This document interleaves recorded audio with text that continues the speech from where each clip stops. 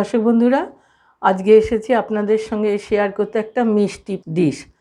আজকে আমি রাঁধবো পায়েস। আমরা তো চালের পায়েস গুড় দিয়ে চিনি দিয়ে অনেক রকম খেয়েছি। আজকে আমি বানাবো লাউয়ের পায়েস। লাউয়ের তরকারি অনেক রকম হয়, লাউ ঘন্ট, লাল ছেটকি সব দিয়ে আমরা বানিয়েছি, কিন্তু পায়েস কখনো খাইনি, তাই না? এটাও একটা নতুন রেসিপি, কিন্তু খুব ভালো লাগবে। আমি তাই দেখিয়ে দিচ্ছি কীভাবে বানাচ্ছি। প্রথমেই দেখিয়ে দিই, আমি এই আধখানা লাউ নিয়েছি, এইভাবে পিস করে কেটে রেখেছি, এরপরে গ্রেট করে নিতে হবে। এইভাবে গ্রেট করেও নিয়েছি, আর গোটাটা আপনাদের দেখালাম। আর এর মধ্যে দেব একটু তেজপাতা, একটু কিশমিশ আর এক বাটি চিনি। আমি চিনি দিয়েই বানাবো। এই আমার মোট উপকরণ। এবার আসুন, আমি এখানে 1 লিটার দুধ দিয়েছি। 1 লিটার দুধটা ফুটবে। দুধটা এখনও ফোটেনি, এটা ফুটলে তবে এটা শুরু করব। তার আগে কিছু কাজ আছে, আমি যেমন দেখাচ্ছি আপনাদের।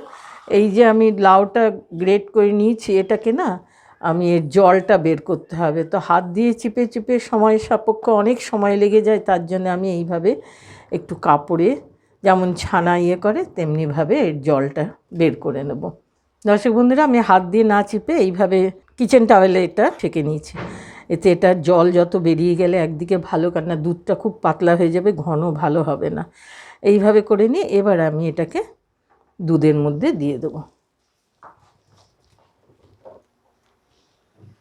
এইভাবে দিয়ে দুধটার সঙ্গে ফুটাতে হবে, সেদ্ধ করতে হবে। আমি এর মধ্যে এবারে 2টো তেজপাতা দিয়ে দিলাম, এর গন্ধটা হবে।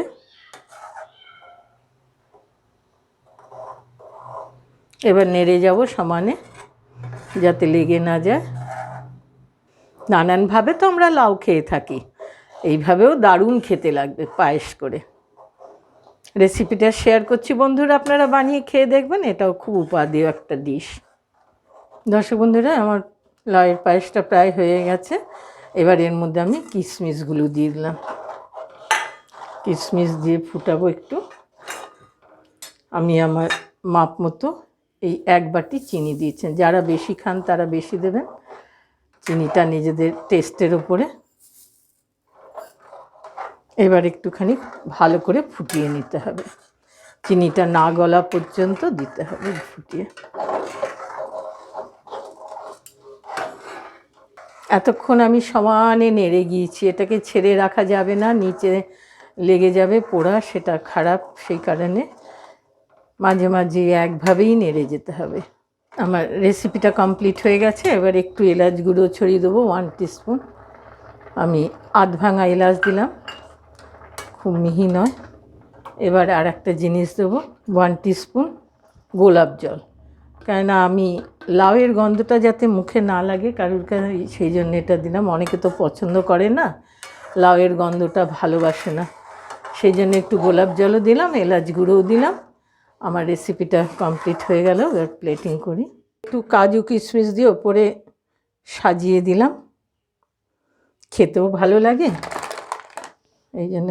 ভেতরে তো কিশমিশ আছে, আর একটু দিয়ে দিলাম। বন্ধুরা, রেসিপিটা ভালো লাগলে লাইক করবেন, সাবস্ক্রাইব করবেন, বেল আইকনটা টিপে দেবেন, অনেকের সঙ্গে শেয়ার করবেন। নতুন যারা, তারা জিনিসটা ভালো করে দেখে বানিয়ে খেয়ে দেখবেন। অনেকেই হয়তো জানেন, অনেকে জানেন না, সকলের জন্য শেয়ার করলাম। আগামী দিনে আবার নতুন রেসিপি নিয়ে আসব। আজকে এই পর্যন্তই রাখছি।